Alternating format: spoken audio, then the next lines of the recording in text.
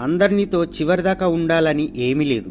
ఎవరి ప్రయాణం వారిదే. వాళ్ళతో ఉన్నంతసేపు ఆనందంగా ఉండటమే వివేకం. ఒకరి అదృష్టాన్ని ఎక్కువ చేసి చూడకూడదు, ఇంకొకరి దురదృష్టాన్ని తక్కువ చేసి చూడకూడదు. ఎందుకంటే ఎవరి తలరాత ఎప్పుడు ఎలా మారుతుందో ఎవరికి తెలియదు.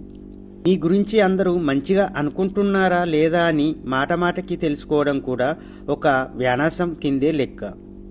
బ్రతుకు అనేది ఇంటి తలుపుల్లాంటిది. తెరిస్తే వెలుగు, లేదంటే చీకటి. అలాగే శ్రమిస్తే దుఃఖం. అంతా నీ చేతుల్లోనే ఉంటుంది.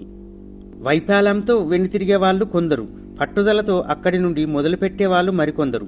ఎక్కడ మొదలు పెట్టమనేది ముఖ్యం కాదు, ఎక్కడ ముగించమనేదే ముఖ్యం.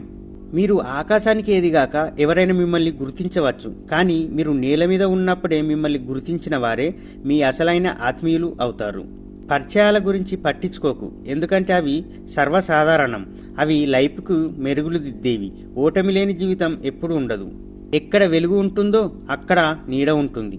ఎక్కడ కష్టాలు ఉంటాయో అక్కడ సుఖాలు కూడా ఉంటాయి. భగవద్గీతలో సుష్టంగా రాయబడింది, నిరాశ చెందవద్దు, బలహీనం నీ పరిస్థితులు మాత్రమే, నువ్వు కాదు. అడిగితే ఇచ్చే వాటిలో ఆనందం ఉంటుంది, అడగకుండా ఇచ్చే వాటిలో ప్రేమ ఉంటుంది. పదే పదే అడిగి తీసుకునే వాటిలో కష్టం ఉంటుంది. ప్రేమైనా వస్తువైనా ఇంకేదైనా. మనం నారు పోయకుండా నీరు పెట్టకుండా పెరిగేవి రెండే రెండు మొక్కలు.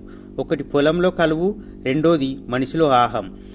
మీ చిరునవ్వు ఎందరినో మిత్రులను చేస్తుంది. మీ క్షణికమైన కోపం ఎందరినో శత్రువులను తీస్తుంది. కాలం నడుస్తున్నప్పుడు మీరు పరిగెత్తున్నారు అంటే అది మీ అవసరం. కాలం పరిగెత్తినప్పుడు మీరు నడుస్తున్నారంటే అది మీ అసమర్థత. కాలం మరియు మీరు కలిసి ప్రయత్నిస్తేనే అది మీ సమర్థం.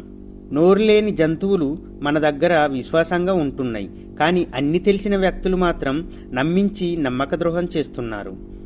ఎంత సున్నితమైన దారమైన తనంతట తను తెగిపోదు, ఏదో ఒక వైపు లాగితేనే తెగుతుంది. అలాగే ఎంత గొప్ప రిలేషన్ అయినా తను విడిపోదు, ముఖ్యంగా ఒకరు తెంచుకోవాలని ప్రయత్నిస్తే తప్ప.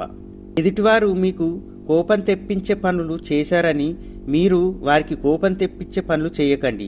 అలా చేస్తే మీకు వారికి తేడా ఏమీ ఉండదు. సాక్షాత్తు భగవంతుడైనా సరే మనిషి శరీరాన్ని ధరించినప్పుడు బాధలు అనుభవించి తీరాల్సిందే. కాబట్టి దృష్టి బాధలపై ఉంచకుండా పరిష్కారంపై ఉంచాలి. నీకు కన్నీరు వస్తే అది బాధ, అదే కన్నీరు ఎదుటివాడికి వస్తే జాలి, అదే కన్నీరు పగవాడికి వస్తే ఆనందం. రాలే రెండు కన్నీటి చుక్కలకి ఎన్నో తేడాలు ఉంటాయి.